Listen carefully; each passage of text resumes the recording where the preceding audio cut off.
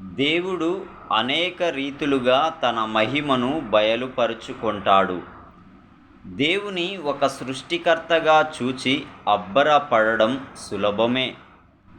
అయితే మీరు ఆయన వాక్యమునందు నమ్మిక ఉంచారా? జీవితమనే అగ్నిగుండంలో మీరు దానిని పరీక్షించి దృఢపరుచుకున్నారా? అది ఎంత రుచికరమైనదో మీరు మీ అనుభవములో కనుగొన్నారా? సృష్టికర్త అయిన దేవుని లేక ప్రత్యక్షత గల దేవుని పూజించడం మాత్రమే కాదు, ఆయనను మీ హృదయములో రక్షణకర్తగా స్వీకరించడం, దానిని ఇతరులు చూచి మీ దేవుడు నిజమైన దేవుడు అనేటట్లుగా బ్రతకడం దేవుణ్ణి నీవు మహిమపరిచినట్లు అవుతుంది.